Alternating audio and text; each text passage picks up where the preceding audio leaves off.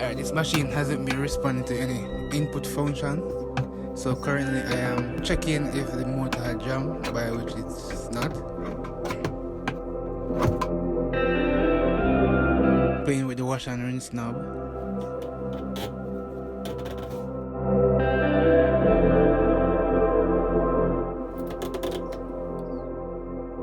And she's saying that she had been throwing water inside, and the cover for the dryer section, actually the ring section has been damaged and so forth, and in the basket area has been broken. So now I'm going to remove these screws, take off this back cover,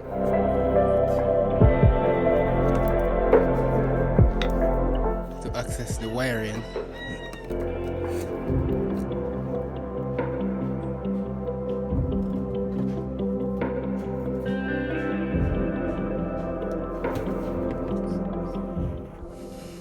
And it's pretty fine. A bit of corrosion here and there.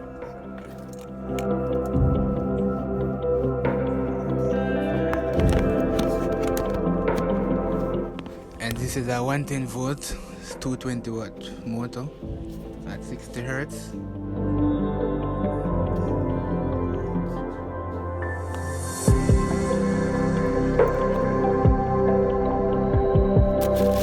So I'm going to remove this bag, which protects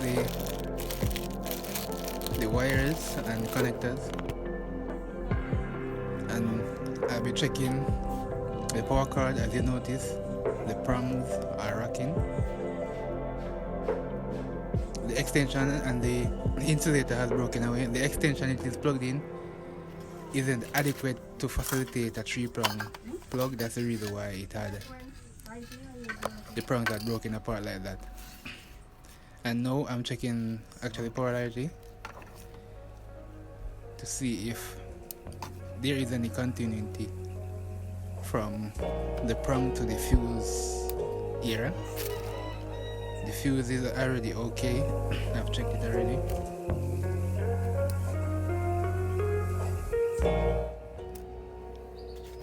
And I found that the prong had been totally disconnected in the plug here. So I will have to change the cord. And currently I went to get the cord. That cord is from a refrigerator. Needs cleaning though. So I'm literally on my way back to the customer house.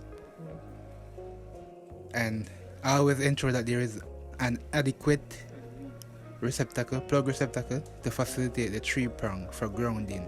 Very important, because grounding saves lives, right? So any waste power develop, any fault current develop in the system, it automatically sends it to ground and protect you as the user. So now I'm getting a bit of the dirt off and corrosion. I'm using this spray as I've shown you in the video prior, contact cleaner. And now I have replaced the cord. I've made it termination, and now I'm looking at the capacitor.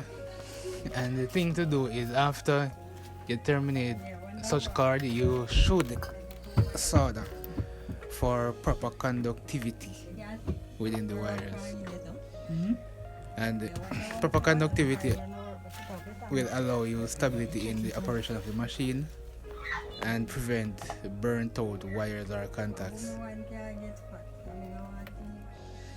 And now that it has been soldered, you should trim the ends now, so that whenever you apply the tape, it doesn't bore through the tape in that sense.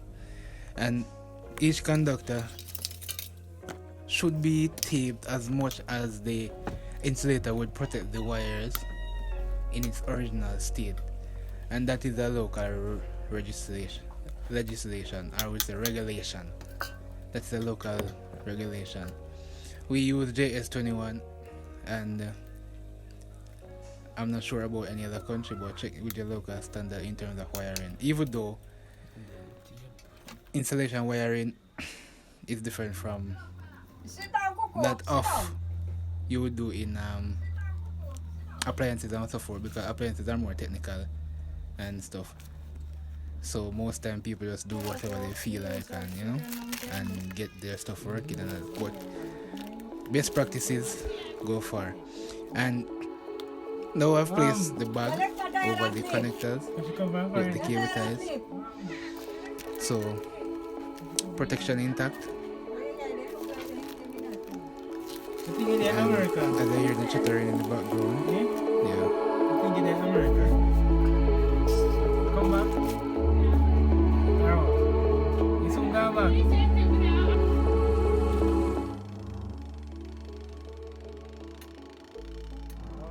So now, test running the machine. Actually, I'm just learning about this type of machine. I've seen one before. Well, at first I'm working on this type.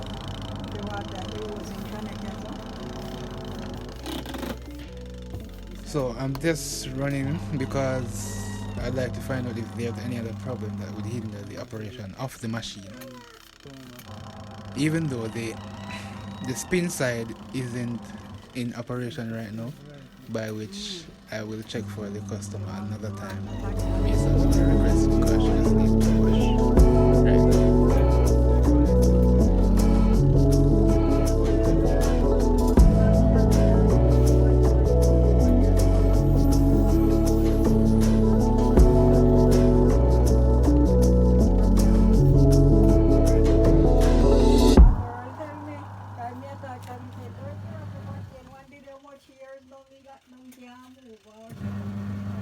And further to come in this video, I will be cleaning the drain also, knowing that it's a old machine, all in terms of age, in terms of manufacture date. I will clean the drain because these are stuff that have to be taken care of, otherwise it will impact the efficiency of a machine when it's draining. It will take longer to drain if it's blocked and all that stuff, and could cause flooding and all that. So I will ensure to check the drains and clean them.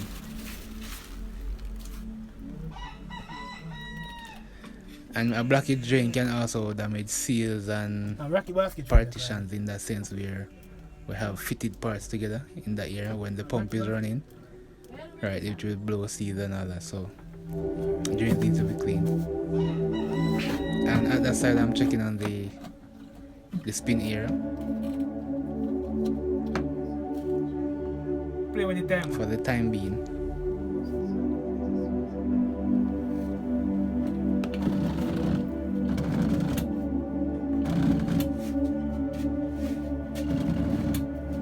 How are we right now? You know? Nana. Yeah?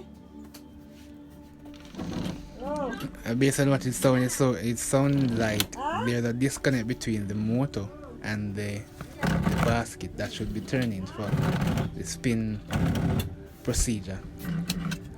So until I look at it, I will do so in the next video.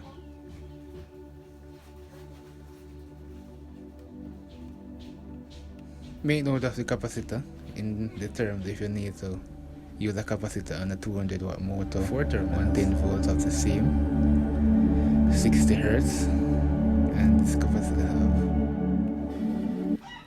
So now this is the extension, the inadequate extension.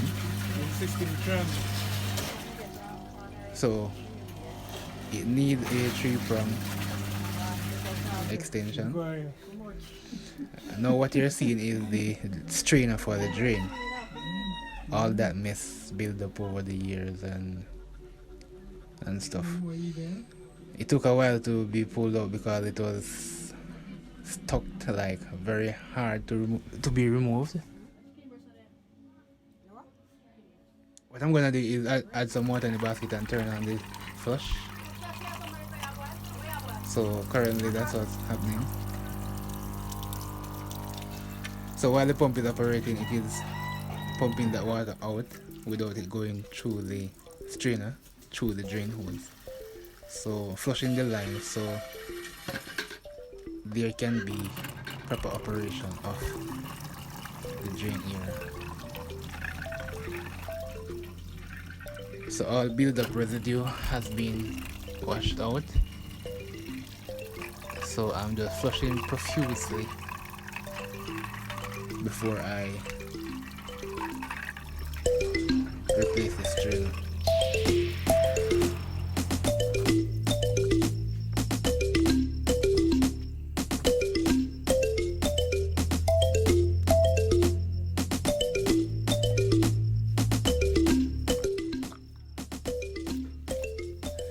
And for now, that will be it. And thanks for watching. Please like, share, and subscribe. And see you in future videos.